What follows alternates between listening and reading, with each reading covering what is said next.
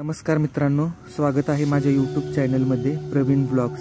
तर आज आपण कराड ते कोल्हापूर असा प्रवास करणार आहोत। नवरात्री सुरू असल्यामुळे आई महालक्ष्मीच्या दर्शनाला मी निघालो आहे आज कोल्हापूरला। तर बघूया आपल्याला कोणती बस भेटते। हे आहे आपल्या कराडचं बस स्टँड।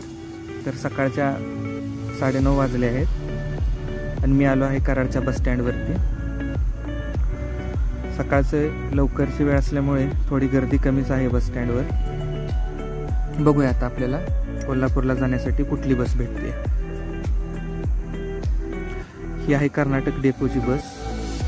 ही कोल्हापूरच्या दिशेने निघाली आहे। तर मी बसमध्ये बसलो माझ्या ठरलेल्या जागेवरती, ड्रायव्हर केबिन। ही माझी फेवरेट जागा प्रवास करण्यासाठी। तर बस आता कराड येथून बाहेर निघत आहे।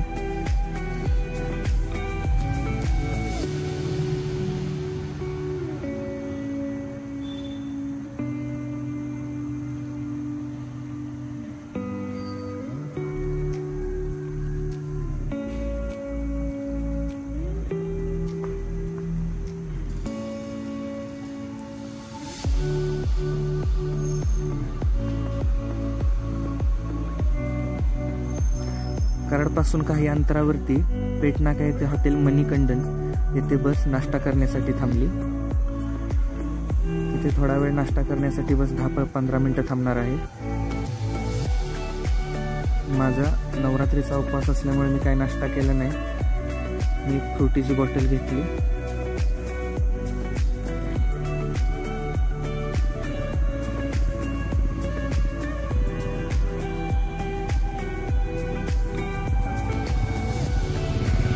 परत 10-15 मिनिटांनंतर आपली बस कोल्हापूरच्या दिशेने निघाली।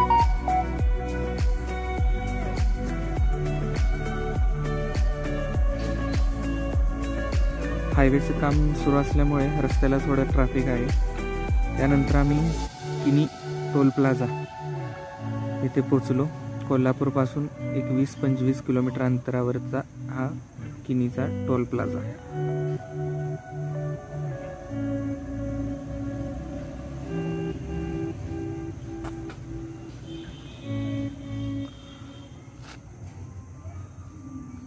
तिथून पुढे बस आपली कोल्हापूरच्या दिशेने गेली। ही आहे कोल्हापूरची स्वागत कमान, तुम्ही बघू शकताय।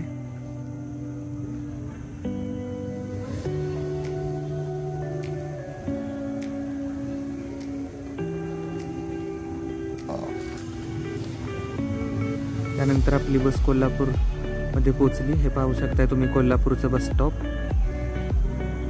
तिथून आता बाहेर जाऊन रिक्षा पकडायची आणि महालक्ष्मी मंदिराच्या दिशेने जायचं। स्टँडच्या बाहेर चालत आलो, तिथे रिक्षा भेटली मंदिराकडे जाणारी।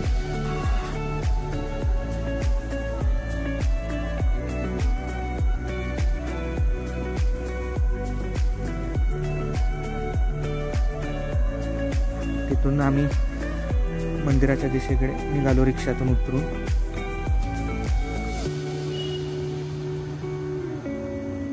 हे बघू शकताय तुम्ही, सजावट किती छान केलेली आहे नवरात्रीमुळे। आता आपण महाद्वाराच्या दिशेने निघालो आहोत।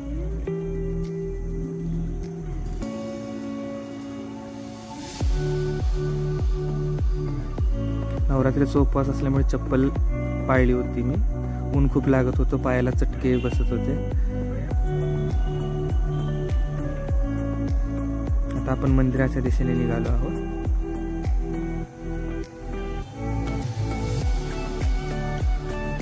हे बघू शकताय रस्त्यावर दुर्गादेवीचे मंडळ।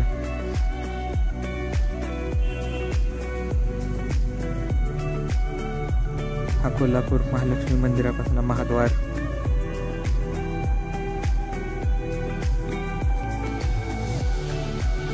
महाद्वारात प्रवेश केल्यानंतर इथे देवीचं ओटीचं साहित्य, पूजेचं साहित्य आपण घेणार आहोत।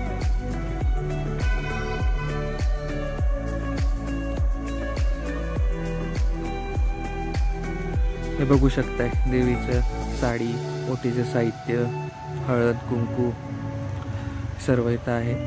आता आपण मंदिराच्या दिशेने निघालो आहोत।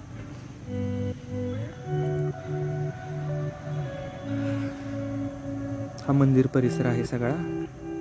इथून दर्शनाच्या रांगेला सुरुवात होते. तर मी इथून देवीला ओटीचं साहित्य,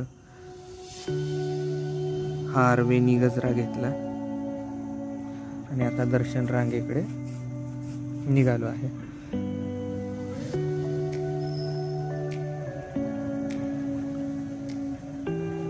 बघू शकता इथे देवीचे फोटो, मूर्त्या सगळं मिळतं. आता मी दर्शन रांगेत पोहोचलो. ही गर्दी बघू शकताय तुम्ही, भयानक गर्दी आहे अशी.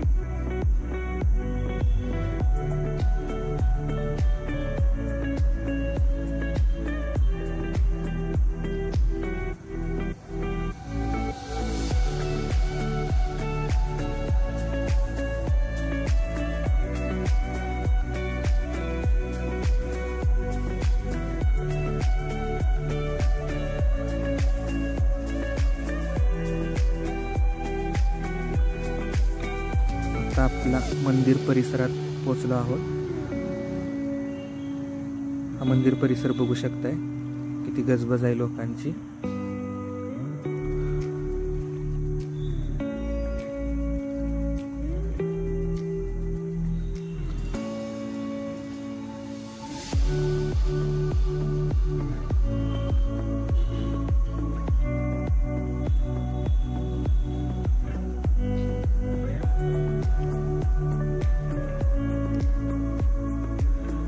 मंदिराचे प्रवेशद्वार आहे.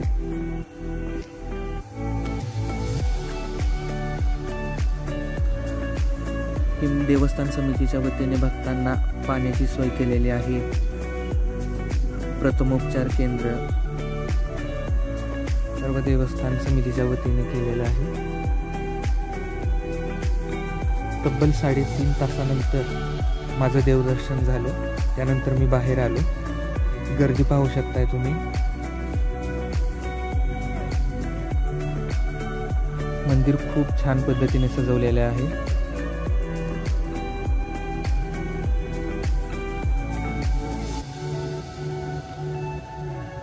हा मंदिर परिसर, गर्दी, ऊन खूप कडक लागत होतं एकदम.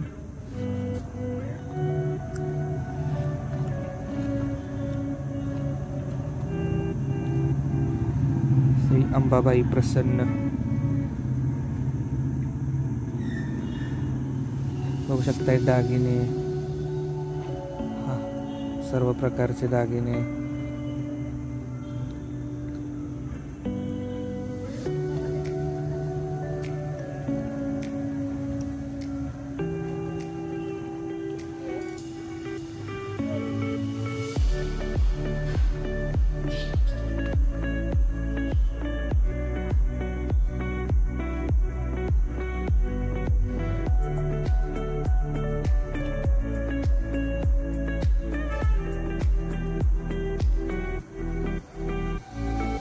हा मंदिर परिसराचा प्रवेशद्वार.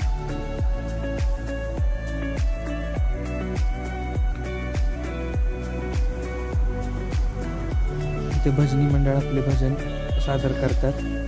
भजन चालू होतं.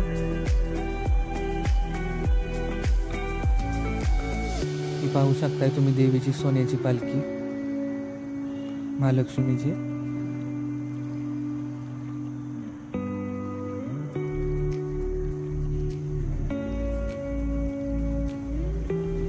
ते भजन चालू होतं.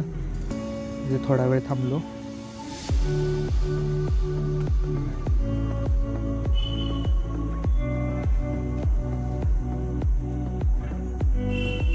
ही मुखदर्शनाची रांग. इथे पण खूप गर्दी होती.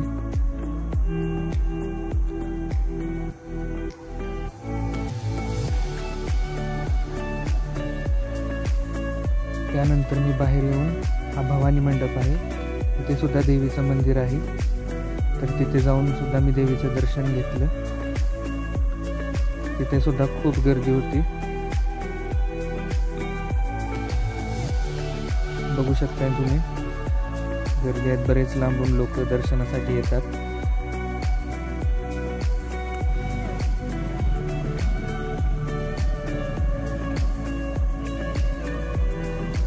इथे सुद्धा देवीच्या पूजेचे साहित्य, ओटीचं साहित्य, नवरात्र असल्यामुळे तेल सर्व काही मिळतं. ही देवीची मूर्ती तुम्ही पाहू शकताय. कमळात बसवलेले देवीचं रूप आहे आजचं. इथं काही असे प्राण्यांचे मूर्त्या आहेत. भक्त लोक दर्शन झाले की ते थोडा वेळ आरामासाठी बसतात. वातावरण इथं थंड असं शांत आहे.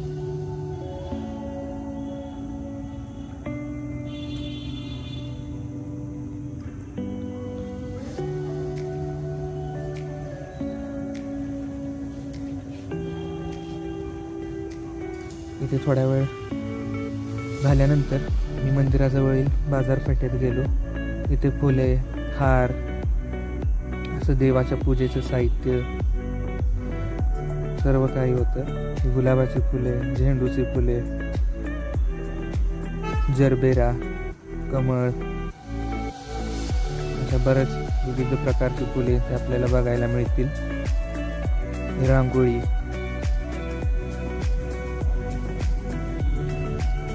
गजरे, अशी बरीच फुले इथे होती. मंदिर परिसरातील एक बाजारपेठ आहे.